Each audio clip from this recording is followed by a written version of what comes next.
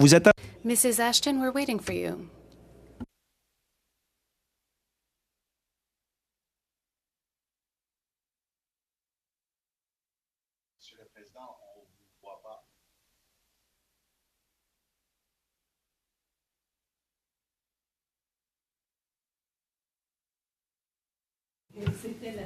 Bon, nous allons commencer. We will begin the meeting.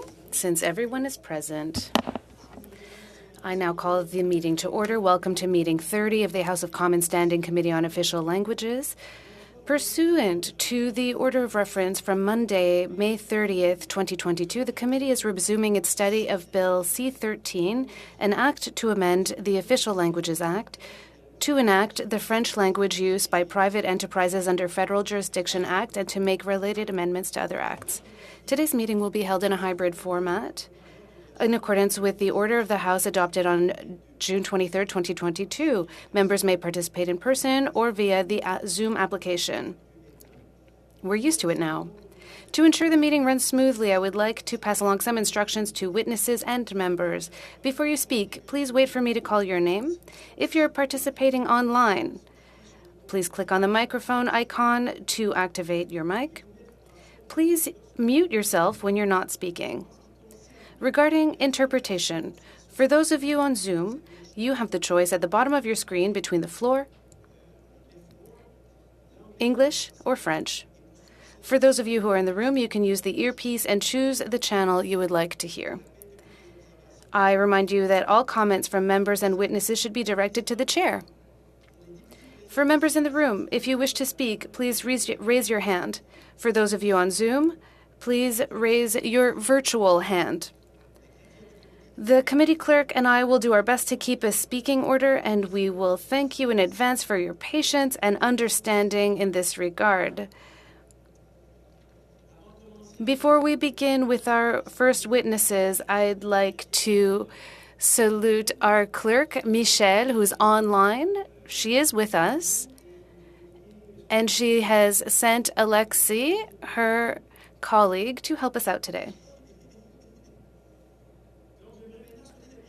I would like to welcome our honorable witnesses from the Association des Collèges et Universités de la Francophonie Canadienne, represented here by Lynn Brouillette, Chief Executive Officer, and Martin Normand, Director of Strategic Research and International Relations. They will be here for the first hour, and in the second hour, my apologies.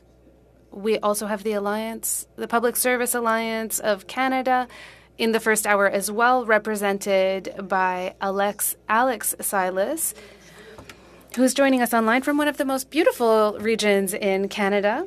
I won't tell you which one.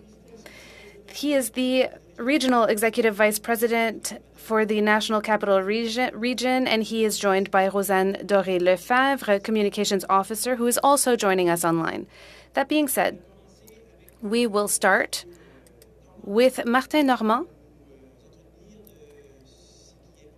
and he will talk to us about his point of view on the modernization of C-13. Thank you very much for this opportunity. The ACUFC welcomed this bill when it was introduced. The fact that federal institutions will now be required to take positive measures to ensure that Francophone minorities have more opportunities for quality lifelong learning throughout their life, including at the post-secondary level, is a significant change compared to Bill C-32. Even more significantly, this commitment will have to take shape in a context where the federal government recognizes the particular situation of French in the country. We have three suggestions for Part 5 of the Act on collaboration with the provinces, scientific research in French, and other administrative measures. Let's start with cooperation with the provinces. Federal institutions have the duty to ensure that positive measures are taken to enhance the vitality of the Francophone minorities and support their development. But in Clause 45.11 of the bill, the federal government recognizes the importance of cooperation with the provincial and territorial governments in implementing Part 7. As worded, this section could be interpreted to make the federal government's commitment to minority development conditional on the division of powers. In our view, the federal government cannot escape this commitment. Its willingness to work with the provinces and territories cannot be a barrier to growth, development, and presence of strong institutions. Rather, the bill must set the stage for the development of positive measures that will have a direct and ongoing impact and that will be effectively implemented and equitably implemented across the country. We suggest that reference to collaboration with provinces and territories be reviewed to remove any ambiguity about the federal government's exercise of its spending power to support minority development. If the implementation of positive measures depends on cooperation with the provinces and territories, the federal government could be left with unevenly deployed measures in the event that reluctant governments refuse to cooperate. Now let's talk about research. In the Official Languages Reform document, the federal government wishes to foster the creation and dissemination of scientific information in French. However, the wording in paragraph 41(2)(d) seems to us to be more restrictive and less ambitious. It states that one of the areas in which federal institutions could take positive measures is the creation and dissemination of information in French that contributes to the advancement of scientific knowledge. The reform document suggests that the measures would support the creation and dissemination of scientific knowledge produced by Francophone research community. Instead, the bill suggests that all types of information are equal and could come from a variety of sources. For example, the translation into French of information produced by federal institutions could be sufficient. This interpretation would be redundant to what is already planned for in Part 4 on communication with the public. We suggest that this paragraph be revised to be more faithful to the commitment in the reform document. The original version was much more structuring for the post-secondary sector than the version retained in the bill. Now let's talk about administrative measures. A modernized Official Languages Act is not an end in and of itself. It is only one piece, an important piece of the entire architecture of Canada's language regime. Other administrative measures will follow, two of which will flow specifically from the bill. The first is a regulation that sets out the terms and conditions for carrying out the obligations under Part 7. The regulation may specify the nature of the positive measures, the consultations they require, the methods of reporting on them, and the principles to be used in assessing the direct impacts of government decisions on the compliance and implementation. However, Section 41 doesn't propose a timetable for these regulations. In 1998, the Act provided the same options, but regulation never followed. We suggest that the Act provide a timetable for the development of regulations under Part 7. The second is Francophone immigration policy. We simply want to express one wish that the policy developed to take into account the international clientele of post-secondary institutions, a pool that is essential to achieving the objectives of federal government Francophone immigration strategy. You have 40 seconds left. I'm getting there. Many stakeholders have high hopes for this legislation, but history teaches us that political leadership can never legislate. We cannot legislate political leadership. It will always require a strong moral commitment from the political class. We ask you to give substance to this commitment and to work together for the rapid adoption of this bill so that we can work together on the next structuring measures that will allow Canada to progress towards the real equality of English and French. Thank you, Mr. Normand. I'm so sorry. I forgot to mention to witnesses that they only have 5 minutes each, but you have respected your deadline. Mr. Silas, from a fantastic region, you have the floor for 5 minutes. Mr. Chair, members of the Standing Committee, I would like to thank you for inviting me to speak on C13. My name is Alex Silas. I'm the Regional Executive Vice President of the Public Service Alliance of Canada for the National Capital Region, and I am a proud Acadian, the most beautiful region in Canada. The Public Service Alliance of Canada represents over 230,000 workers in the country and around the world. Our members work in security, federal departments and agency, crowns, corporations, universities, casinos, community service agencies, Aboriginal communities, airports, and more. We represent members who use French at work or who wish to use it from one coast to the next. First of all, it's important to recognize that all workers have the right to speak and work in the official language of their choice in the federal public service. I think we agree on this. But this may be true on paper, but Improving bilingualism in the public service does not seem to be a priority for this government. The PSAC sincerely believes that the federal government can do more to promote and protect official languages in our institutions. The pandemic had made these iniquities even more obvious. With more people working at home, only virtually touching each other, this period has made it difficult for our members to work in French. Information was sent to employees only in English. Meetings took place without interpretation. Managers were unable to communicate effectively in their second language. And these are just a few examples of the significant language barriers our members experienced during the pandemic. If we want a vibrant, diverse, bilingual federal public service, we need to create an atmosphere where employees are both able and encouraged to work in the language of their choice. This is the duty of the federal government. It's to provide the tools necessary to make this happen. The Canadian Public Service should be a place where bilingualism is encouraged and supported by the employer. Bill C-13 is the first major reform of the Official Languages Act that we've seen in over 30 years. It's a step in the right direction. However, the bill lacks teeth to protect the French language in Canada and to promote bilingualism throughout the public service. The timing is right. The PSAC is currently at the bargaining table for its over 165,000 members working for the Treasury Board. We propose several measures to improve bilingualism in the federal public service, as well as new provisions for Indigenous workers who speak or write in an Indigenous language in the course of their work. Let's not forget the TRC calls to action. Improving the bilingual bonus is one example of what we're asking for at the bargaining table. This bonus has not been updated since 1977 and has remained at $800 for almost 50 years. Despite our repeated requests to push the government to review its policy, it still refuses to budge. Even worse, in a 2019 report, the government even proposed eliminating the bilingualism bonus. This is unacceptable. If the government is serious about supporting the official languages, PSAC believes that the bilingual bonus should be increased to recognize the value of working in both official languages and that more language training should be provided to encourage English and French workers to develop their second language. The PSAC is also proposing an Indigenous language allowance for the federal workers who speak an Indigenous language and to attract and retain more of these workers. The data collected by the departments by the Joint Committee on Indigenous Languages has identified over 450 federal workers who use Indigenous languages in the workplace, and they deserve to be recognized for the value they bring to the federal public service. As the Parliament has taken legislative action to advance the recognition of these languages, the federal government, as an employer, should lead by example and formally recognize the contribution of its employees in the use of Indigenous languages as they perform their duties. Finally, if the government is serious about strengthening both official languages, the employer has an obligation to make language training available to workers at no cost.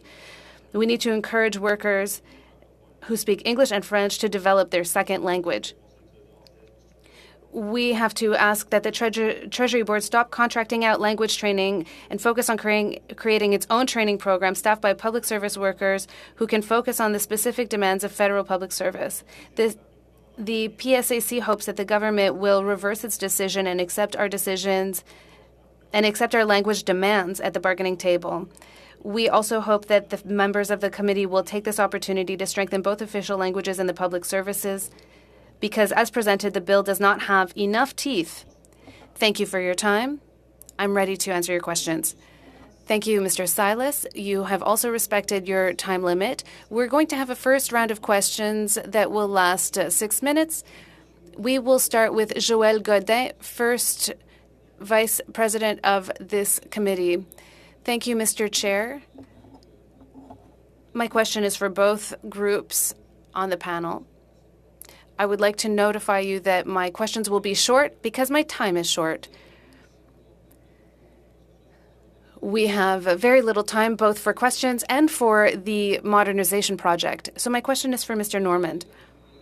You talk about immigration, political leadership. I'd like you to hear about this. Does C-13 meet your organization's needs? We took position quickly after the announcement of C-13. We would say that it does generally meet our needs. We had concerns about C32, and these were addressed in C13. We have suggestions today to hone certain aspects, but we think this is good word. Are you saying that 4 lines in one bill about immigration is sufficient? What we're saying here is that in the bill, the government commits to develop an immigration policy. We have high hopes for this policy, especially because of our international students, and we would like to see this measure implemented as soon as possible so that it can have an effect on our establishments, but also on the communities that welcome these students. And we also want to support the government to meet its immigration targets. So what you're saying, if I'm understanding correctly, that you're satisfied with the government obligating the immigration department to create a strategy. So no reports, no KPIs, etc. Well, we're happy with them developing a policy. Well, we're not showing any results here. You know, if you're talking about developing strategies, we're not being very pragmatic. Notre objectif chez nous, c'est de faire en sorte que, oui, la modernisation de la loi des langues officielles soit faite le plus rapidement possible, mais on va prendre le temps de bien faire les choses quand même. Et ce que l'on veut, c'est de stopper le déclin de la langue française au Canada, qui est un... The decline of French in Canada, a bilingual country. Do you believe that this bill responds to needs? Will the passage of the bill begin to stem the decline of French in Canada? The bill itself is not enough.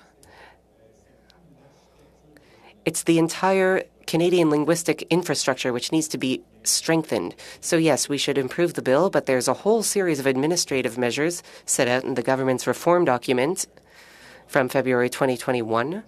We believe that with the act, the next action plan, and the administrative measures, we will begin to reverse the decline. Thank you. My other questions are for the PSAC. Mr. Alsace Silas.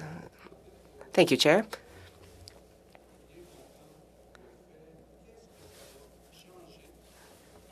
So, what would the bilingual bonus change when you think of how Francophone employees, unfortunately, are unable to work in French? The bill gives them the choice. Now, we know that when you're in a minority, the other group dominates, and that makes it so Francophones will just avoid speaking French as part of a team spirit. Will the bilingual bonus improve the development of French in the public servants? Thank you. Yes. Well, it would value their work. It will value bilingualism, and it would encourage more people to take courses. Training should be more accessible. As such, a bilingual bonus would make for a more bilingual environment. In your presentation, you talked about the Treasury Board and how it should develop and offer accessible and free language training.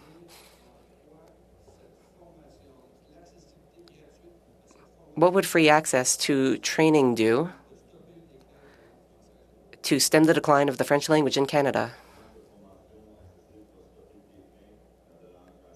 Making language training free would help to stem the decline because it would let more public servants develop their second language and feel more comfortable talking in it.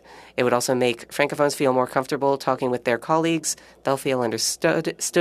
Anglophones and allophones would also be able to speak both languages and be understood. 5 seconds. What tools should be used to encourage the use of French in the public service? We know that the bill sets out a choice. What else could we put into the bill to give it more teeth? Because you said it wasn't strong enough in its current state. What would strengthen it? You could increase the bilingual bonus. That would incentivize learning of both languages. Training could be made more accessible, and training should be kept within the Federal Public Service and not subcontracted. Thank you, Chair. How much time do I have left? 5 seconds. Thank you. If you have anything else to provide us, we would be happy to take note of any written documents. Mr. Saray, over to you, 6 minutes. Thank you, Chair, and thank you to our witnesses for coming before the committee, to sharing your ideas, talking about how to move C13 forward, and how to advance OLMCs. I'm going to start with Mr. Normand. You already talked about collaboration with the provinces, and you talked about how certain policies in C13, favorable conditions, should be reviewed. I'd like to invite you to talk a little bit more about that, because, of course, when it comes to education, and your members are post-secondary institutions, given all of this, without overstepping our bounds, how could we encourage, how could the federal government influence without giving orders to the provinces? Because when it comes to the post-secondary sector, we know what happened at Laurentian, at Saint-Jean. There's a lot going on in the sector. So I'm wondering what your suggestions are to let the federal government work smoothly with the provinces. We do recognize that education falls under provincial jurisdiction. However, in the OLA, the federal government commits to supporting community vitality and institutions. As such, there is a certain role for the federal government, and it could use the power of the purse to develop measures that would support and ensure the survival of the Francophone post-secondary sector. The issue with provincial collaboration is that sometimes different ministries develop positive measures. And, you know, we are in touch with 7 or 8 departments. There's all sorts of different measures. And all of these measures could be seen as overstepping provincial bounds, but they have the goal of ensuring smooth federal-provincial collaboration.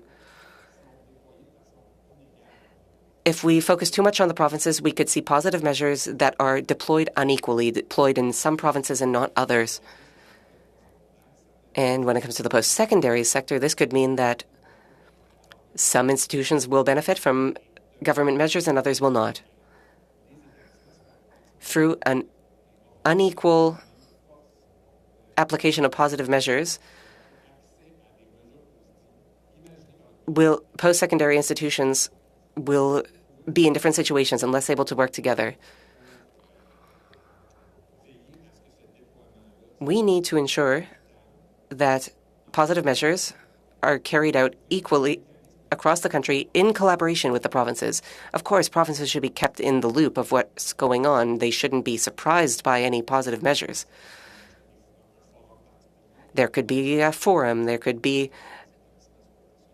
a discussion group between the federal government, provinces, and territories.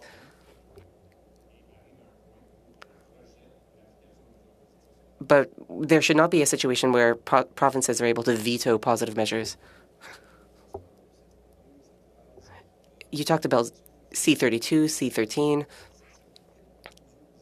What positive measures need to go farther? A few examples. Positive measures will depend on regulations. When regulations set out the definition of positive measures, we'd be able to give a proper answer.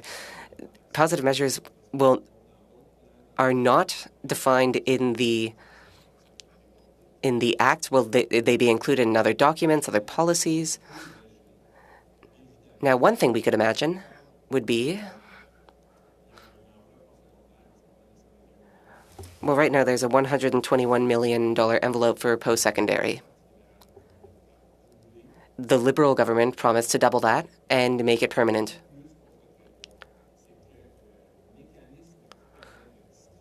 What we would like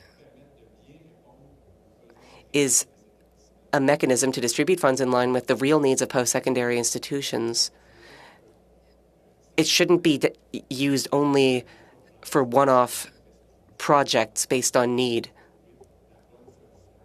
There needs to be a good solution set up so that the federal government can have the impact it wants to have. Time is running out. Mr. Silas, thank you for your work. For 4 years at the beginning of my career, I was a member of PSAC, so thank you for your work. In just 30 seconds.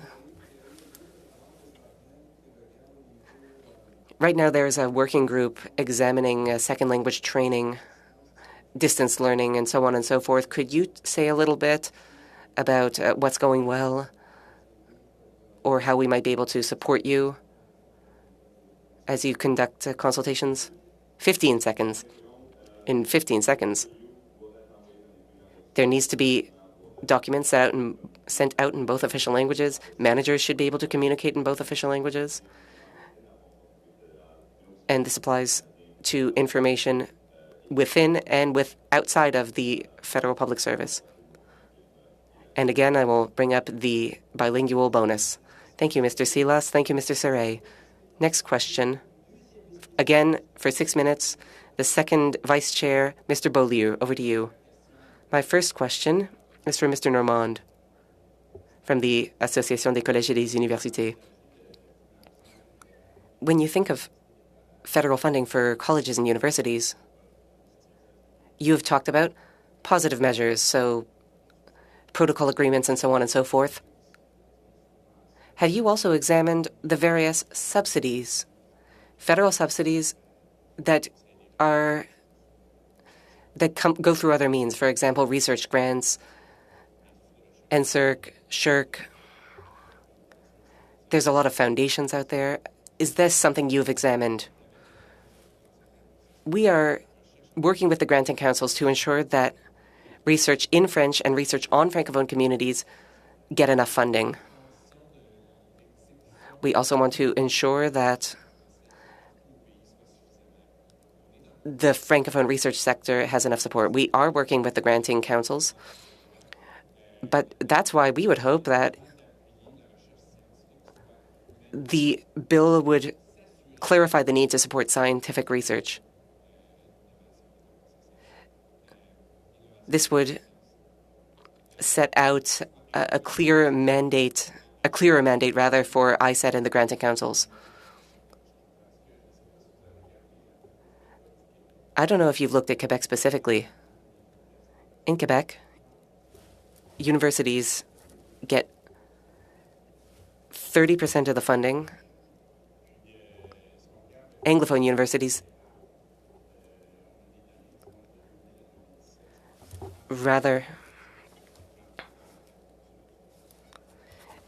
the funding for Anglophone universities in Quebec is disproportionate according to their population. Have you carried out any calculations about this? The only study I have seen on the topic at Quebec looked at funding for, not for Francophone universities, but for Francophone university services. And there, the study found that Francophones outside Quebec were underfunded. We have looked at certain numbers to get a sense of how Francophone research is doing. But through our work, through the work of ACFAS and their research, we have noted systemic barriers to Francophone research. Regardless of funding levels for Anglophones or Francophones, there are systemic barriers that disadvantage Francophones applying for grants. This is what we see in our member institutions. I'm not going to speak on behalf of Quebec institutions, but there's things we can do. We can work with the granting councils to lift these systemic barriers and ensure our researchers get the funding they need. There should be equitable evaluations of research proposals, and Francophone research needs support. That's why a reference to Francophone scientific research in the bill is important to us. It would make for a more structured proposal like we saw in the white paper. So this has been studied very heavily in Quebec for a number of years. There's definitely an imbalance between Anglophone and Francophone post-secondary institutions in Quebec. My next question is for the Public Service Alliance of Canada. Recently, Radio-Canada carried out a study showing that in Quebec, 68% of federal public servants are required to use English. This is only 13% outside of Quebec. We've also seen that about 40% of public servants, rather only 40% of public servants inside and outside Quebec are comfortable working in French. What advice do you have on how to reverse this trend? What is more, the Quebec government has already made requests. They have suggested making French the predominant language in federal institutions in a region with a strong Francophone population. There is linguistic insecurity within the federal public service. We hear about this quite often. We hear that the federal public service is English bilingual, not English-French, and this has worsened during the pandemic. Francophones feel like they need to speak English to support their colleagues because sometimes translation isn't available or is too slow. And Francophones, and rather Anglophones, don't want to practice their French because they feel judged. The federal government ought to address linguistic insecurity. This could be done by making free, accessible language training available to public servants. Language training should be strengthened within the federal public service to let public servants develop their second language. In New Brunswick, your time is running out. Are there any places where French is the common language in the New Brunswick outside Quebec? New Brunswick is a proudly bilingual province. And there's a majority French-speaking Acadian population. Of course, there's Francophone communities throughout the country, including in Ontario. We're all over the place. And we should have the right to speak French as well as English. Thank you, Mr. Silas. Final round, 6 minutes, with Miss Ashton over in Manitoba. 6 minutes, please. Thank you. And I would like to welcome our witnesses. I would also like to greet Miss Dory Lefebvre, my former colleague. It's great to see you here in committee. I'm going to start by addressing a question to PSAC. First, I would note that I deeply appreciate the comments on your work getting Indigenous languages recognized by the Federal Public Service. We are entirely in favor of this measure, and I hope that the federal government will act by instituting a bilingual bonus for Indigenous languages within the Federal Public Service. It's a matter of equity and also a matter of reconciliation. My question for Mr. Silas is as follows. It's a question regarding the bill. The rights of Francophones to work in French in the Federal Public Service is in peril. The PSAC has noted that deputy ministers and high-ranking public servants should not just be able to work in the language of their choice, but also the language of their employees' choice. While 31% of public servants speak French, this applies to only 19% of deputy heads. Raymond Théberge the Official Languages Commissioner, has noted that there are not sufficient measures in C-13 to address language of work within the federal public service. How do your members perceive the impact of this bill, given that the measures it proposes are not sufficient to deal with the problem? Thank you, Ms. Ashton. It's good to have a reminder that there are Manitobans who are Francophone and who have the right to use French.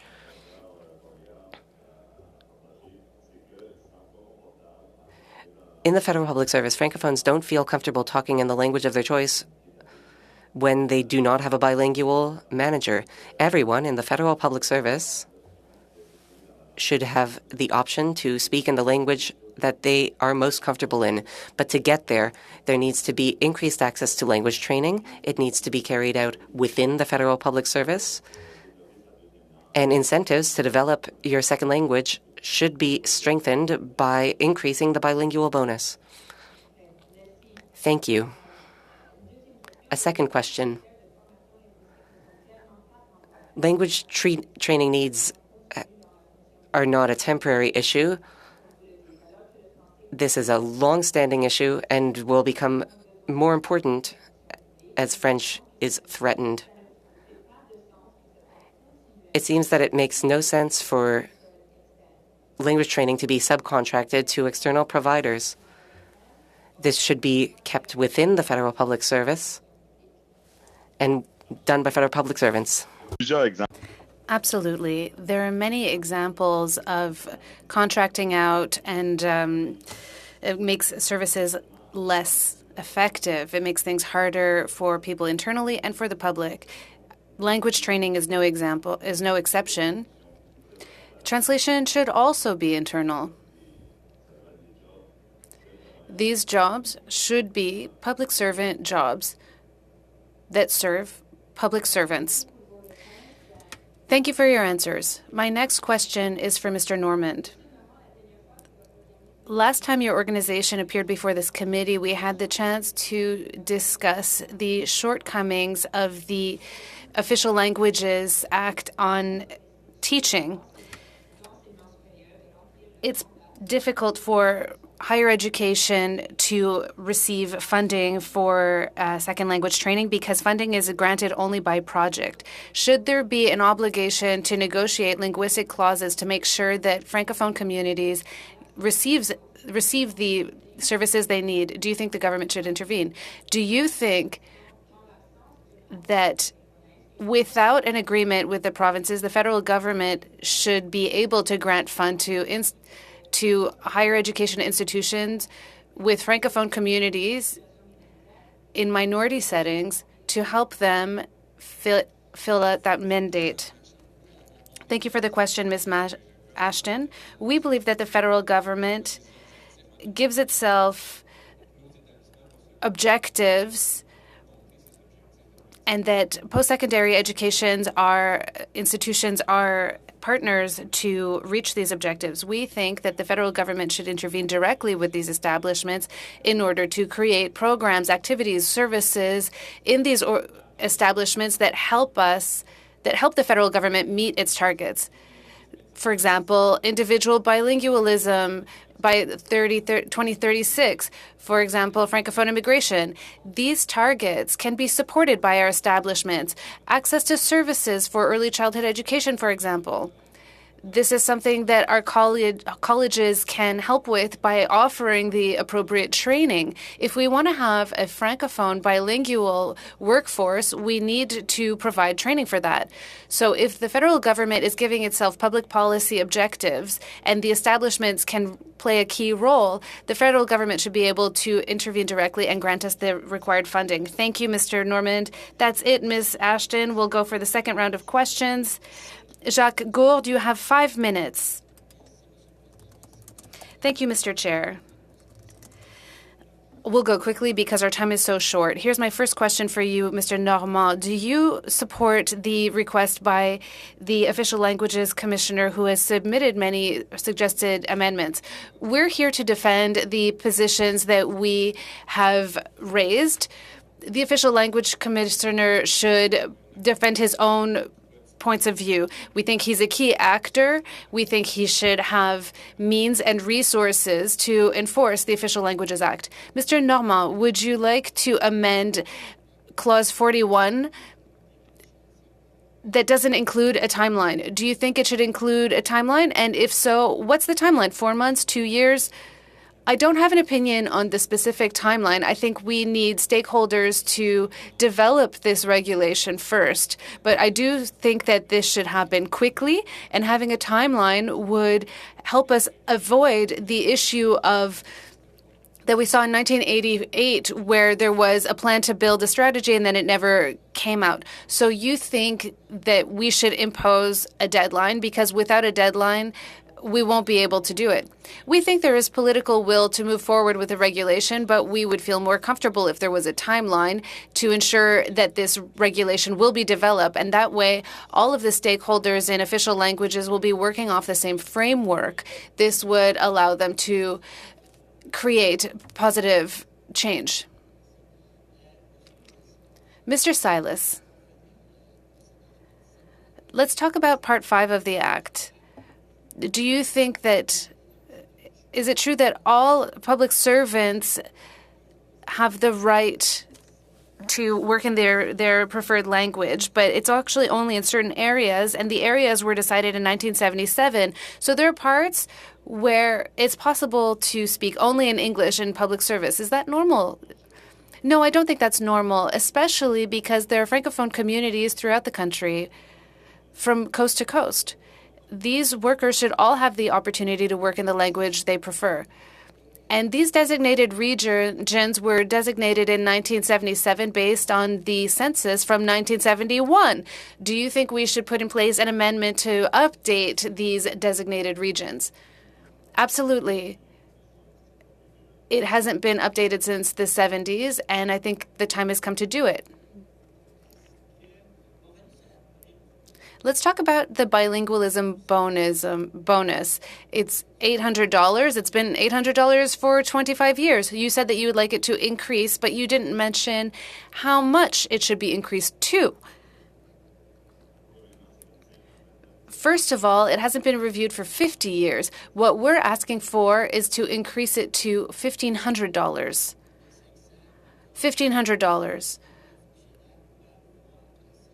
How do you think a public servant can receive this bonus? But I guess there are degrees of bilingualism. What's the threshold?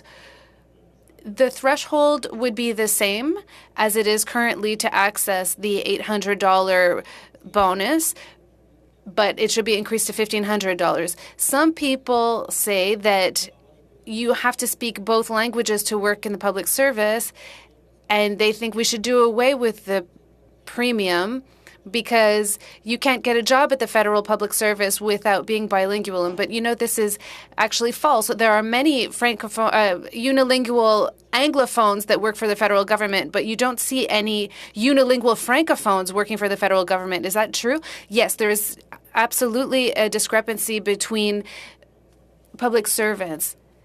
And even Francophones don't have the same opportunities of advancement within the federal public service. Let's talk about the designated regions. Should we review these regions every 5 years with the census so that we can avoid being in a situation like this one for another 50 years? Well, it shouldn't take 50 years. I don't know if it should be every 5 years, but we should do it as often as necessary to make sure that we represent the population. There are fewer than 30 seconds left. We had problems with Air Canada. I think you heard about it. Do you think we need an amendment that requires Air Canada to be better at respecting the Act? Yes, I think that companies like Air Canada should be more responsible towards bilingualism, and I think this is where the federal government has to come in as an employer and lead by example. Thank you, Mr. Silas. Thank you, Mr. Gourde. The next 5 minutes go on to Ms. Latanzio. You have the floor.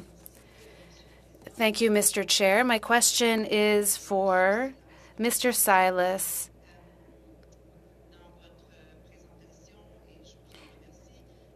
In your opening remarks, you say that public servants can speak in the language they prefer and receive language training.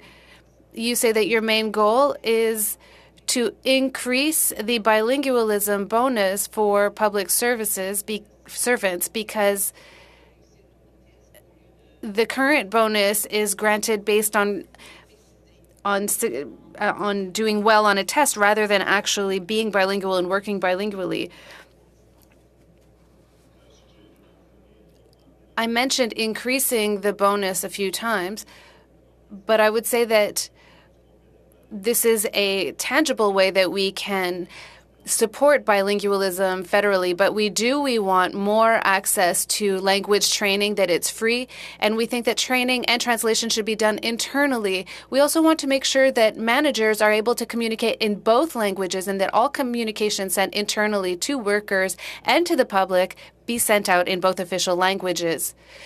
We saw this during the pandemic. Often information was sent publicly without being properly translated. This is dangerous for the public. We need to make sure that everything is accessible in both official languages. Okay, and the bilingual bonus is part of the collective agreements between the Joint Council. This includes negotiators from the Public Service, the Treasury Board, and some employers. So your organization, the PSAC, has it looked into the application of the bonus at the Joint National Council? We think this is a priority for the Joint National Council and for negotiation tables. You talked about the importance of Indigenous languages.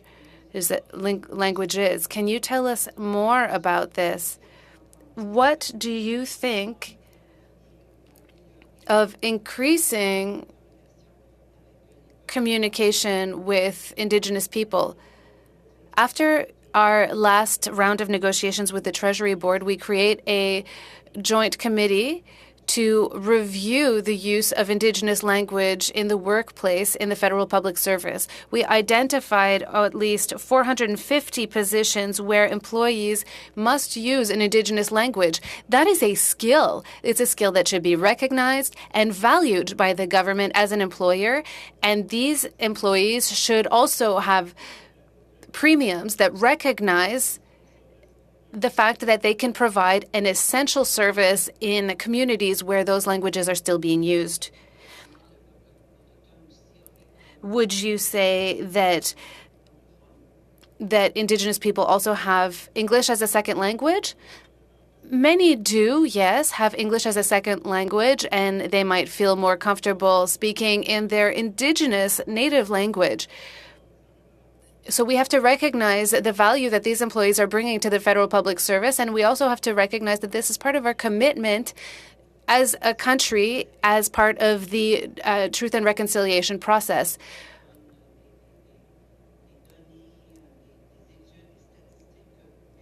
Do you have any data or statistics on Indigenous language use that you can share with the committee? Yes, there are many statistics I can share, but what I can tell you is that at least 450 workers were identified that speak Indigenous languages as part of their work to provide their services to the population that would rather speak in those languages. So from the chair, I understood that you are from the most beautiful province in Canada, but I come from Quebec. I was wondering if you have statistics or data on the use of French or English in the federal public service in that province. Statistics in New Brunswick or throughout the country? No, New Brunswick and the country.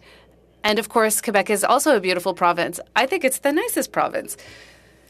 We can come back to you with statistics, but I could tell you that New Brunswick is an officially bilingual province. There's a good proportion of the population that speaks both languages, often at the same time. Thank you, Ms. Latanzio. That's all the time we have. 5 minutes are up. Next question, Mr. Mario Beaulieu, you have 2.5 minutes.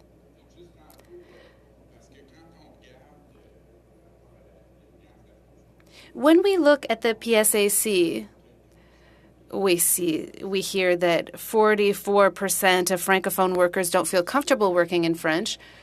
It's difficult when the common language in a workplace, the one that everyone speaks to communicate, is English. I think that that's the sense that we're getting from our witnesses.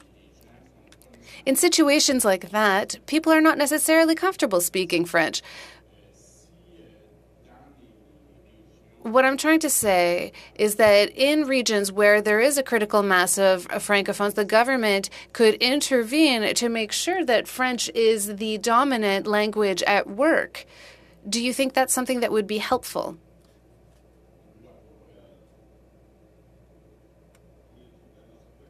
Thank you for the question.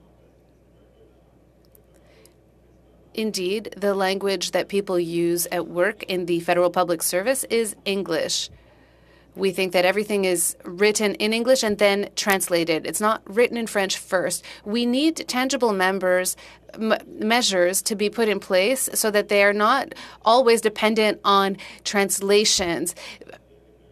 Use of French is lacking in upper management, and we need to make sure that Francophones are not supervised by unilingual Anglophones, because this effectively removes their right to work in their language of choice. Do you think that upper management and officials should be bilingual as a requirement? The Official Languages Commissioner has recommended that. Do you think we should include that in C13? Yes, I think we have to lead by example. One of the best ways to do this is to make sure that upper management is capable, trained, and comfortable to communicate with their employees in both official languages. 15 seconds, Mr. Beaulieu. You know what? I will give you 15 seconds to put in a last word.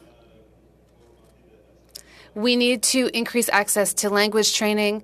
Managers have to be able to communicate in both official languages with their workers. Thank you, Mr. Silas. 2.5 minutes go to you, Ms. Ashton. You have the floor. We can't hear you, Ms. Ashton. Can you hear me now? The interpreter is hearing interference on the line.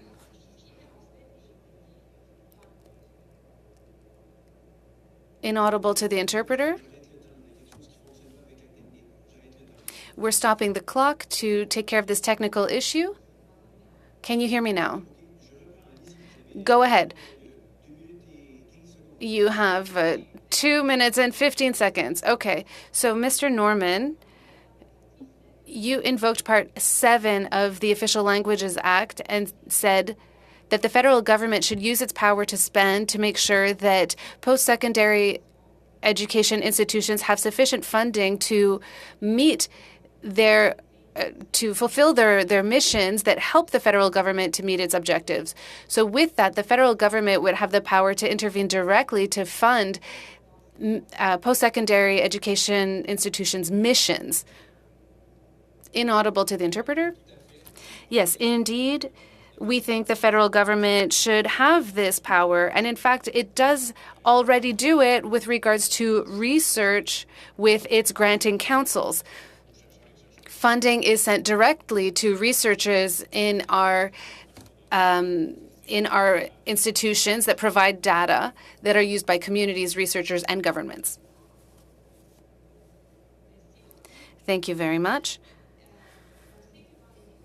We know that in negotiations with provinces, both parties have to accept linguistic language clauses for them to be part of the agreement. if these negotiations fail, we don't want Francophone communities to pay the price. So do you think that the federal government should intervene directly to support service offerings, for example, by supporting French teaching missions of post-secondary education institutions, and by should we reinforce the federal government's call to fund these types of programs? Indeed, we talked about the funding for post-secondary education that exists and could become permanent. We need to find a process that will allow provinces to be a part of the conversation, but that will not stop the federal government from funding post-secondary educations institutions so that they can fulfill their role in supporting the development of Francophone communities, which is also a commitment that the federal government has made. Thank you, Mrs. Ashton. I would like to thank our witnesses on behalf of the committee, the Association des collèges et universités de la Francophonie canadienne, and the Public Service Alliance of Canada. Thank you for being here today. If you believe that there is additional information that we should be considering, please send it to us in writing. It's just as potent as your testimony here today. So please send any additional information to the committee through the clerk, and she will distribute it to all members. With that, we will suspend for a few minutes so that we can set up for the second hour and the next round of witnesses. Thank you to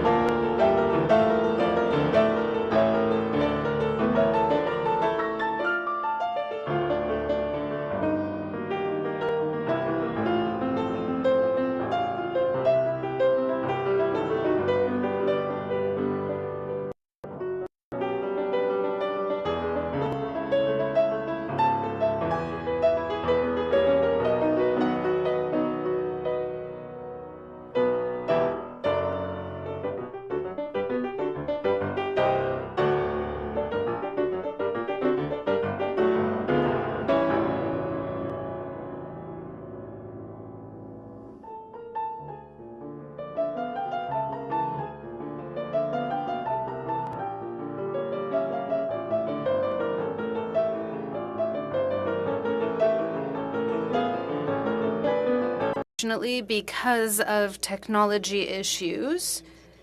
So we have with us the Fédération des francophones de la Colombie-Britannique with Marie-Nicole Dubois, Vice President, who is participating over video conference. She is gracing us with her presence. Madame Dubois, the way it works is that we grant 5 minutes to witnesses to give us some opening remarks, and then we move on to questions. You will be able to answer questions from members, and therefore you are now having the floor for your opening remarks. Thank you, Mr. Chair and members of the committees. I would first like to thank you for inviting us to share our opinions on the issues related to the modernization of the OLA for the Pacific Francophones. As a member of the Official Languages Committee, we're counting on you to protect minority language communities, Francophones, especially ours. British Columbia is currently the only province that doesn't have a French language services policy or legislation. I'm here to talk about 3 amendments. One of them is especially important to our communities, and we'll spend more time on them.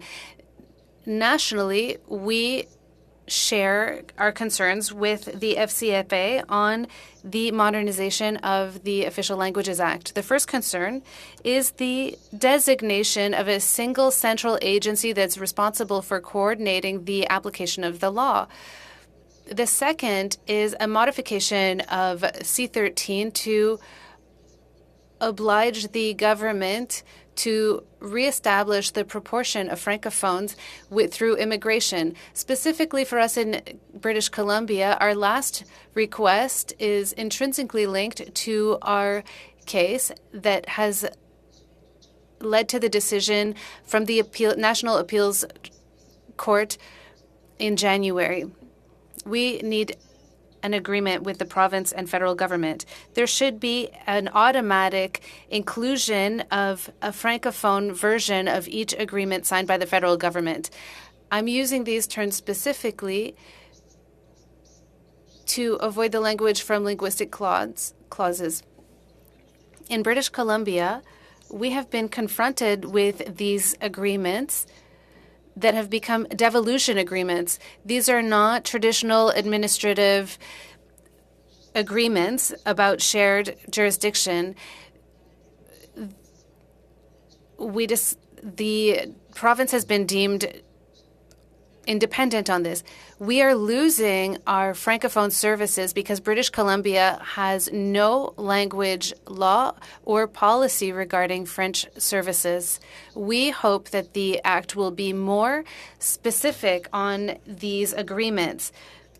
Without these amendments, the Act will have a negative impact on the services that are offered to our Francophones, and there will be a reduction of the number of Francophones in Canada, which we're already seeing in the last census. We cannot support an exercise that our citizens will consider to be completely devoid of true action. Since time is pressing, I would say that we are expecting the committee to commit to not missing out on this opportunity to influence the Official Languages Act and to make French present throughout Canada for at least the next 10 years. Thank you so much for being with us. We hear you really well, so we don't have a technical issue. We're going to start with a round of questions. We may only have time for one round. We're going to start with the first vice chair of the committee, Mr. Joël Godin. You have the floor. Thank you, Mr. Chair. Thank you, Ms. Drouin. Is that correct? Dubois, my apologies. I'll go straight to the heart of the matter.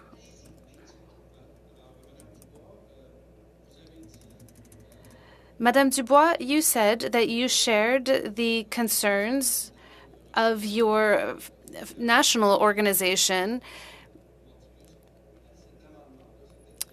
You support the recommendation about the central agency, and we would put this under the Treasury Board, but there are others, but we think that the Treasury Board is the best home for this. Can you tell us about the impact that would occur if this amendment is not enacted for your organization and your communities? Well, if we think about what could happen, this is something we saw in the recent court case. If we're unable to have French services, if there was a central agency that could tell the departments what the rules are, specifically language rules, we wouldn't be faced with this type of problem. So it's all interconnected. Ms. Dubois, the central agency is one thing, but language rules are different for me. So if we had a central agency that doesn't apply certain clauses or agreements, things would fall between the cracks. And unfortunately, British Columbia and British Columbians would be the victims of this lack of access to services. Let's now talk about the most vital amendment for French in British Columbia. I'm going to use the word linguistic clause, even though you don't like it. This is an important element. What do you think we should call it in the Act to make sure that we can respect federal and provincial jurisdiction? I am in favor of these clauses, but I would like you to give us the tools and the wording, if you may, to make sure that we respect any federal provincial agreements and provincial jurisdiction. I'm so sorry, I don't have an answer for your question. I couldn't tell you exactly the wording you should include. No, but I understand. We have the same objective. We want to have a process in place for federal provincial agreements that will include linguistic clauses to make sure that these agreements are applicable. Here's what I suggest, and I want to check with you if it's possible.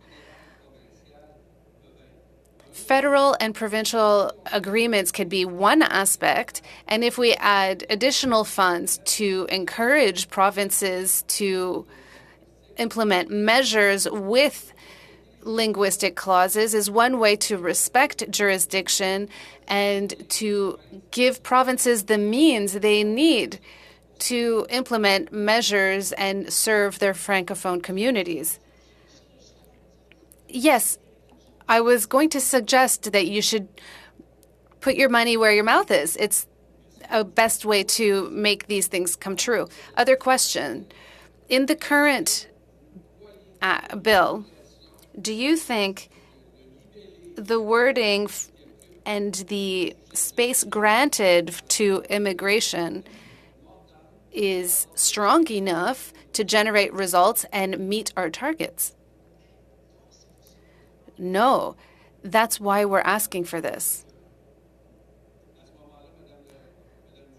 Madame Dubois, in that case, are there more specific regulations that you'd like to see added to the Act through amendments to the bill about immigration? What would you like to see there? I will ask my colleagues to send you some documents to respond to this question. But I think you and I agree on the three most vital amendments for Francophones in British Columbia is a central agency, improving Francophone immigration, and for British Columbia, the linguistic clauses that British Columbia has already suffered from. Yes, I agree. And I think that linguistic clauses could be called something else so that they are more palatable to everyone. Would you say that this is vital for Francophones in British Columbia? Absolutely. Without this, I don't see how we could possibly survive. So you ended your opening remarks by saying that we need strong commitments over the next 10 years. I think we should have a longer lasting commitment. Do you think 10 years is too short? I agree with you. But I think that if we have reasonable demands, they're more likely to be met. So 10 years is a good start, but let's not forget that languages are living, and it's worth checking in periodically to see where we're at. We'd have to look back to be able to move forward. Unfortunately, my time is up, Mr. Chair. Thank you, Mr. Godin. Thank you, Madame Dubois. Next questions will be from Francis Drouin. You have 6 minutes. Go ahead. Thank you. Thank you for your testimony. I'm so glad you were able to participate despite our technical issues. Let's talk about the linguistic clause. I'm from Ontario. I'm a Franco-Ontarian. But I've been able to see Francophonie in British Columbia. When we talk about negotiations between the federal and provincial governments, I'd like to know more about the context in British Columbia. You mentioned that there is currently no bill on Francophone services for minority communities there. Do you have a good relationship with the government? I would say that we do. The relationship is cordial. But when we see what happened, why did we have to go to court? We lost our employment services in French.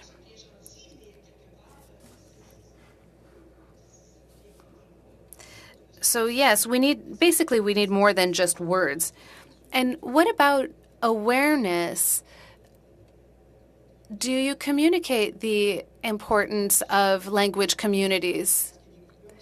Because there are successive budget cuts. I'm assuming this is why you had to take the government to court. So if we have language provisions in the Act, but if the province refuses to sign, we're not any better off. We're the federal government, but we can't force the provincial governments for signing these agreements that have language provisions federally. So I wonder about awareness building at the provincial level. I agree with you, the federal government has a role to play, and I support all of your efforts. I would have done the same thing if my government had done that to me.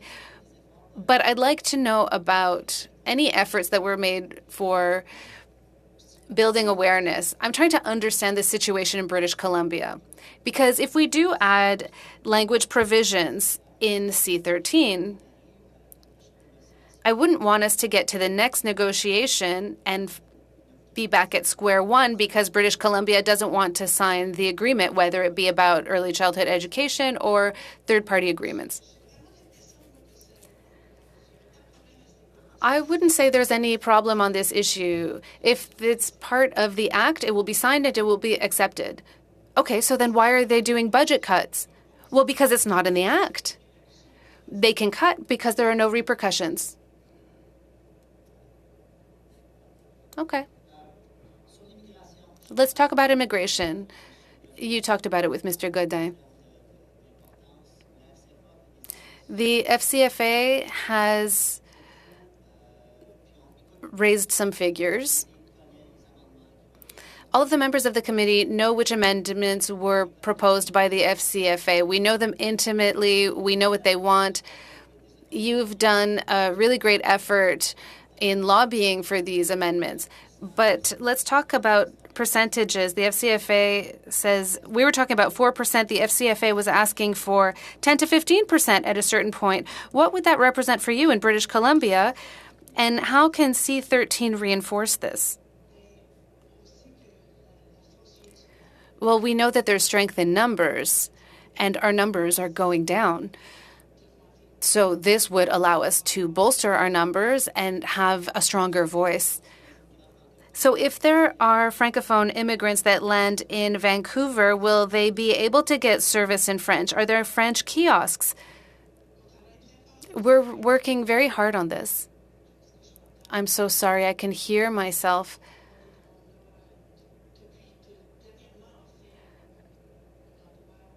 Recently, we've found an area where we can send messages in French, and we're very proud of this. But in terms of gaining French services in French, that's still something we're working on. If there are Francophone immigrants that go to British Columbia, what kind of services can they hope to access currently? Basic services. They can call the relay, and the relay can tell them where they can go to meet their various needs.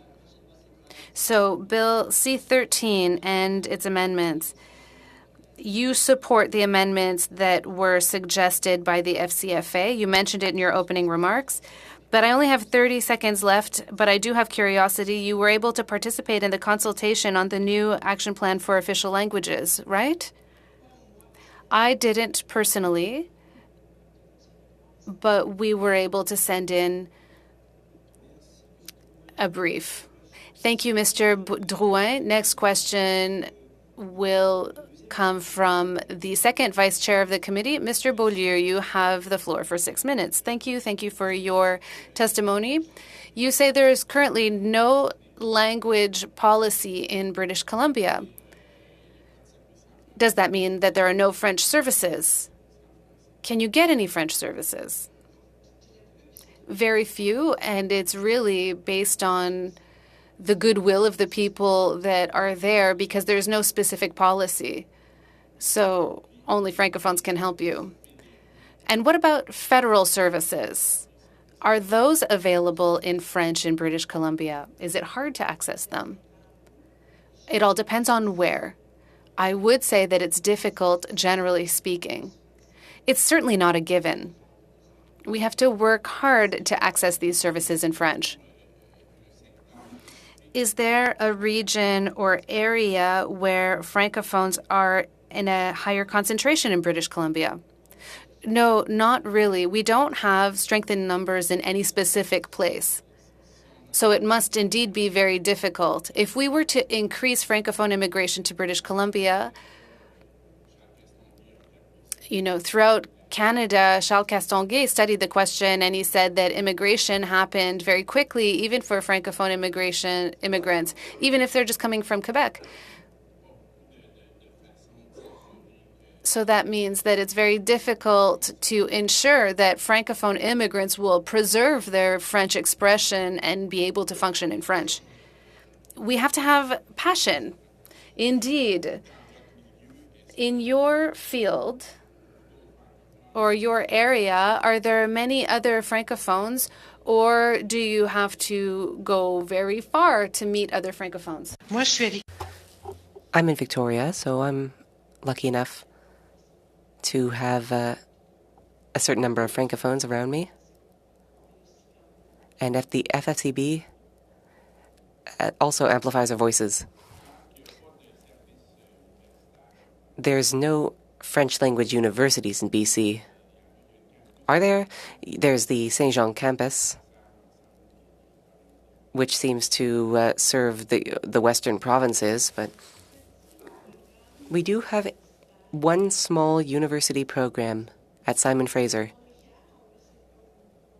We are proud of it. We would like to have more programs, but really it's quite small scale. That's tough.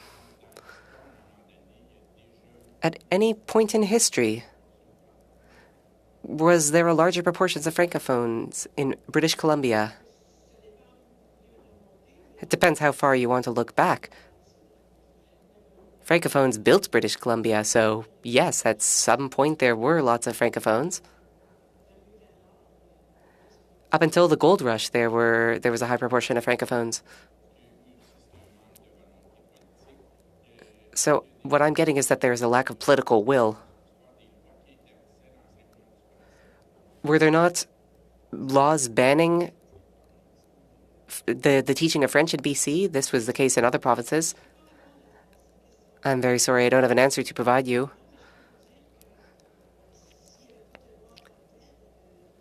But even if there weren't any such laws,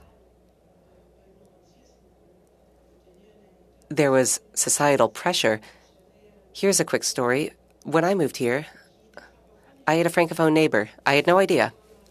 We would talk in English, and eventually, I realized this neighbor had moved up 20 years earlier, and they felt they had to hide the fact they spoke French so they wouldn't be treated as a second-class citizen. Even I hesitate to speak French. I don't know if there was any specific law banning French teaching, but there was definitely unwritten laws. Does it ever happen that you speak French when visiting a business? And if so, what's the reaction? In general, there's not an animosity here. At least I don't get the sense that there's any animosity in our daily interactions. When me and my husband go to the store, if we talk in French, people will do their best to try and say a few words, say that they learned French in immersion school. I don't know if that answers your question. Very quickly, if BC was founded by Francophones and was a Francophone majority province at a certain point, are there not reparations in order? Should the federal government and the BC government not be trying to remedy this situation? Reparations.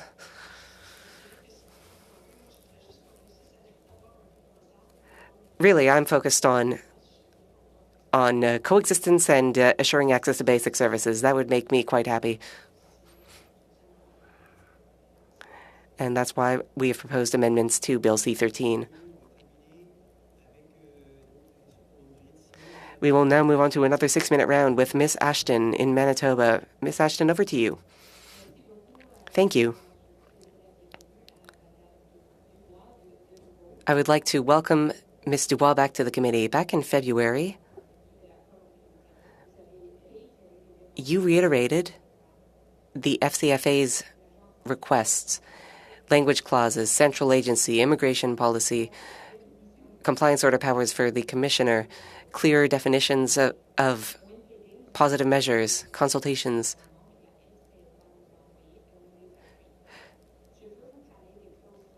Now, I want to talk about language clauses.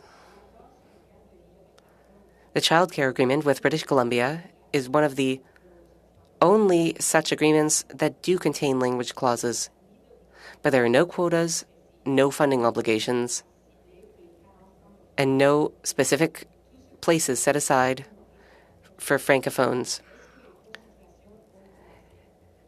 Have any consultations on this agreement been launched? I'm not sure if they've already started or if they're going to start.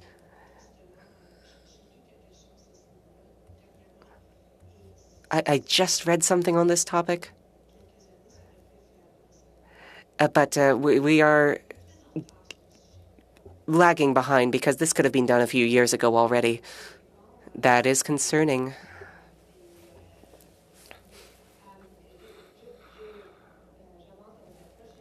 I'll now move on to the next question. Do you believe we should learn any lessons from the experience of including language clauses in the BC Child Care Agreement?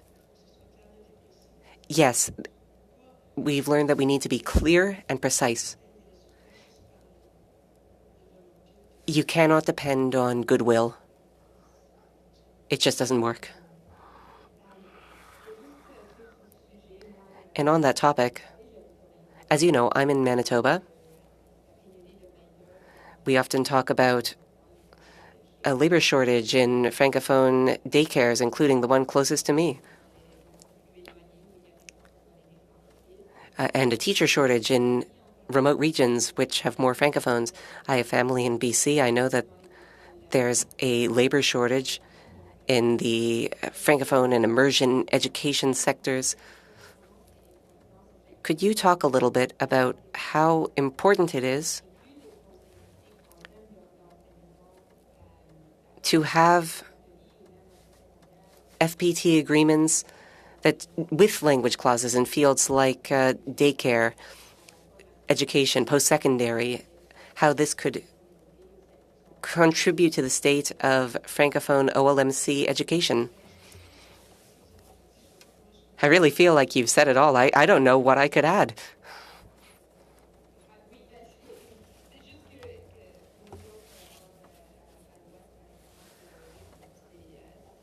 Yes, for us in the West, it's very clear that there is a labor shortage. Would you describe this as an urgent matter as we seek to support francophone communities and grow the next generation of francophones in the West? Oh, absolutely. Thank you very much. My next question is as follows. We know that you have worked extensively in supporting the homeless population. Is support in French for people experiencing homelessness a government priority? Do francophone homeless people in BC have access to community support? There is some support in Vancouver through La Boussole, and there's some support offered to other people. Remember that everyone working in community centers here in BC are passionate people. You don't get into that field for money. You get into it for passion. So people do what they can. Having said that, aside from La Boussole, there's not really a formal program set up. Thank you.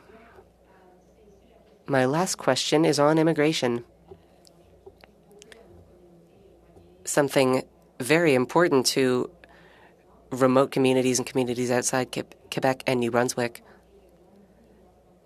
How do you expect the federal government to ensure more francophones immigrate to BC? There need to be more accessible services and more widely known services.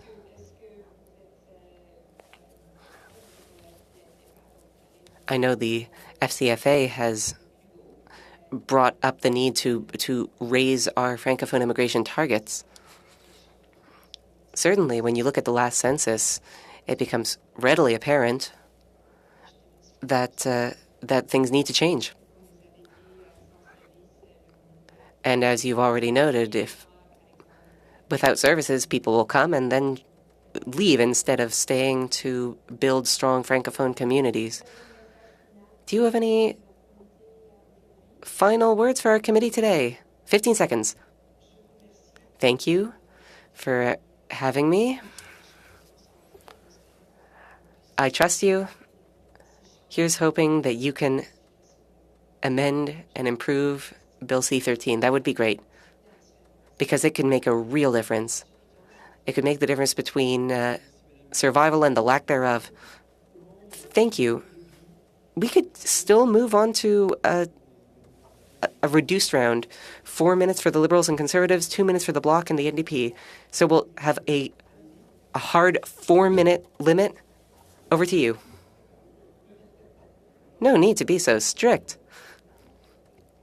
I'm going to be quick. You said not to use the term language clauses. Why?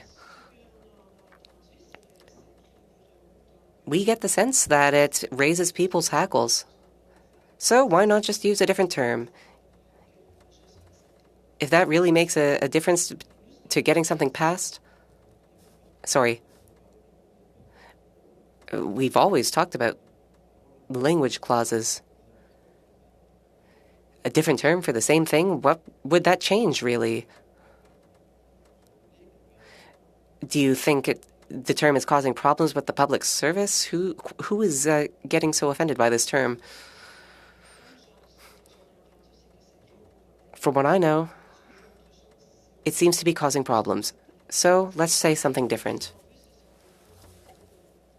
At the end of the day, we want clauses supporting French, so let's call them Francophone clauses. You're going to the Supreme Court to make your views known. Now, I agree with your amendments. If we do not include your amendments in the bill, will you find yourselves before the courts more often? I would look at it differently. If these amendments are in the bill, we won't need to go before the courts. We are still in the midst of a lawsuit.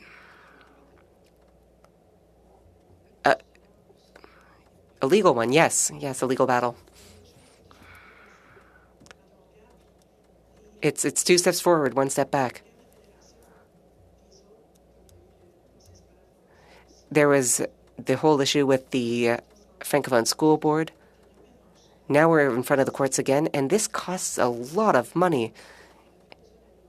If these amendments were in the OLA, we would not have to go before the courts. So it could make a real difference. It could change what we're able to do with our time and energy. We wouldn't have to constantly go before the courts to claim our rights. Do you have any estimate about what it has cost your organization to defend your rights before Superior and Supreme Courts? Millions, many millions. Millions? No, not thousands. Millions. Millions of dollars. Where are you getting this funding?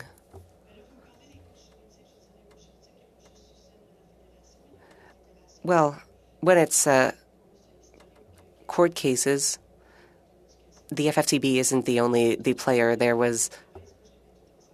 I'm putting it all together. There was the education cases in the other province. I'm just saying that it costs the Francophone community a lot. And again, if these amendments were included in the bill, Francophones would not need to constantly go before the courts. 30 seconds. So generous, Chair.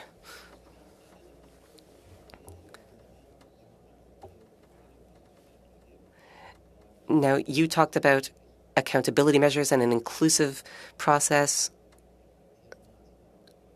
I don't know if this clearly came up in your opening remarks. Is accountability very important for your organization? I'm sorry, I don't quite understand the question. We'll let it go. Thank you, Mr. Genereux. The next questions will come from Angelo Iacono for 4 minutes. Thank you, Chair. Good morning, Ms. Dubois. Following the tabling of C13, you said that you were overall quite satisfied. And you've also said that you're aiming for coexistence, and that's great to hear. During your opening remarks,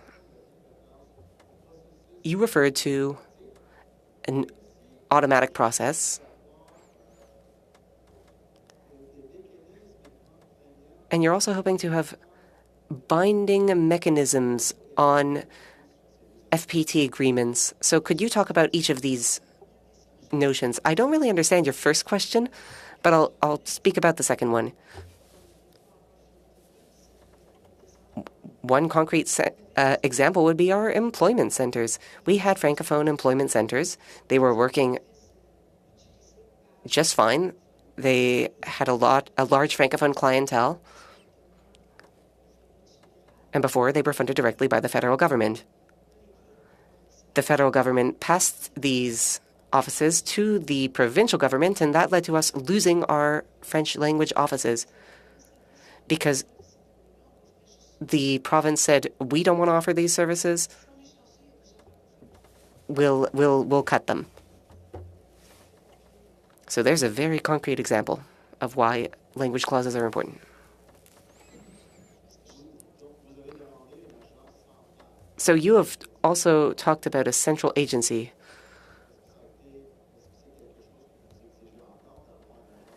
Are you still asking to have a central agency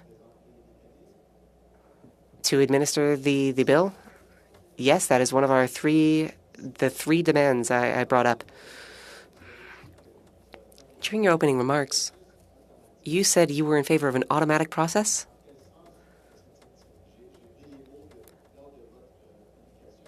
I took notes during your opening remarks. You talked about an automatic process. Could you go a little farther? What processes and should be automatic and why? You're talking about automatic processes? That I'm using your words. I don't know where you're getting that from my remarks. Okay, I'll move on to another question. Regarding amendments, which amendment would be the hardest to get and which would be the most important? The three I have brought up are all interlinked, and they are all important. I would say that having Francophone clauses is essential. If that element isn't there, I don't know how I would have Francophone grandchildren. Thank you, Chair. You still have 30 seconds. Are you sure? All right. For 2 minutes, Mr. Beaulieu. Very quickly. You've talked about grandchildren. Do they have access to Francophone schools? I'm lucky enough to live in Victoria. My children were able to attend a great Francophone school. This is not the case throughout the province. And again, these institutions are driven by passion. If people are able to be educated in French, it's because there's a lot of passion at play. Was it a public school or a private school?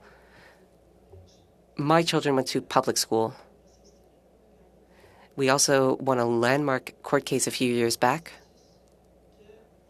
So we are in the process of getting things back on track and ensuring equivalent schools for Francophones, ones that are equivalent to Anglophone schools. We're not there yet, but we're working on it.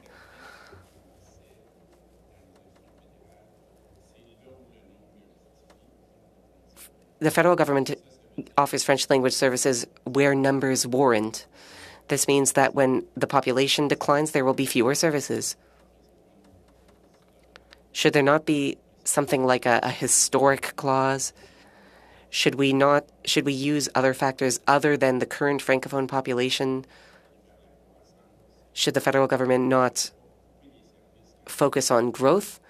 Because the federal government should not cut services just because the Francophone population declines. I don't have a magic solution, but I do agree with you. French language services should be made available for those who need them. Thank you, Ms. Dubois. Thank you, Mr. Beaulieu. Final question from Ms. Ashton. Over to you, 2 minutes. Thank you, and thank you to Ms. Dubois once more. We have learned a lot from your statement, not only that language clauses are necessary, but they need to be robust. And there needs to be accountability measures. We could think about the strategy on homelessness. If the federal strategy had clauses to protect Francophone rights, would this lead to more funding for organizations on the ground? I would hope so. Because to offer services, you need the funding. There we are. Thank you for your clarity. My last question is also a bit of a message. If the federal government was required to negotiate services for Francophones, you would not have to constantly go before the courts. I hope that all committee members, including government members, have heard you about the importance of these issues and that they will not fight against the interests of Francophones in courts. Do you have any message for those who resist the use of language clauses? Mais en fait, I'd like to understand what this takes away from them.